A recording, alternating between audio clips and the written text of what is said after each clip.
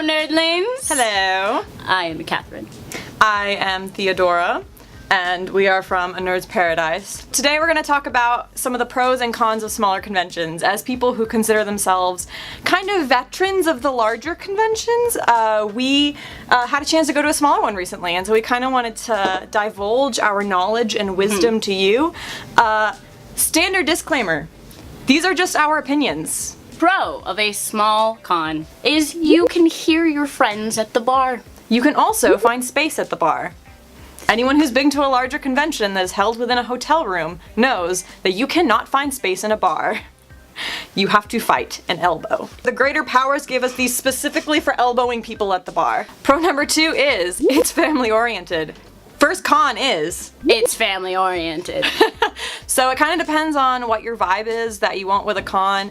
For the partiers, you gotta be able to censor yourself at smaller cons when you see all these families, because we saw a lot of kids. Even though we are very kind people at conventions, we don't really have a filter at conventions. We had to kind of adjust ourselves and learn along the way. Shushed.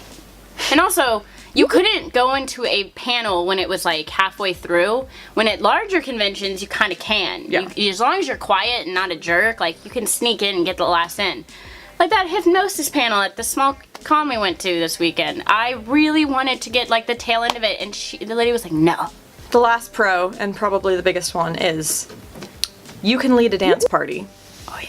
any way you want, whether it is correct or not. We led the time warp wrongly. Let me just say that we know the time warp, We do. but there are about 75 people in the South right now who don't know the correct time warp because we taught it incorrectly. We thought, we were just up front. We didn't realize we were leading people until like maybe like a minute in, and we're like, wait a second.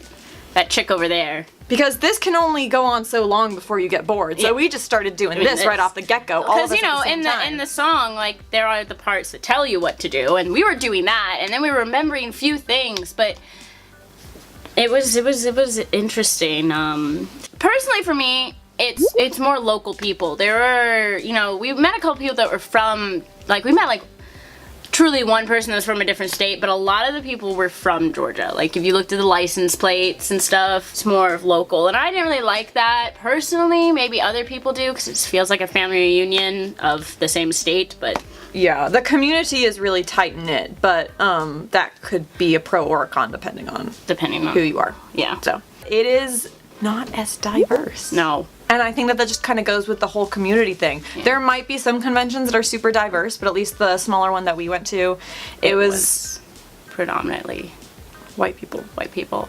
I think that conventions are more interesting when there's a large range of ages, genders, sexes, colors of, you know, colored people. Like there's just a lot of There's a lot of different- diversity. Yeah, that's something I fell in love with when I went to my first big con. So when I don't see it at smaller cons, it like upsets me a little bit, because It's a little sacred to cons, you know, like it's something that you look forward to and is kind of like really special. So. Yeah. Another con, you can't really go on your own adventure.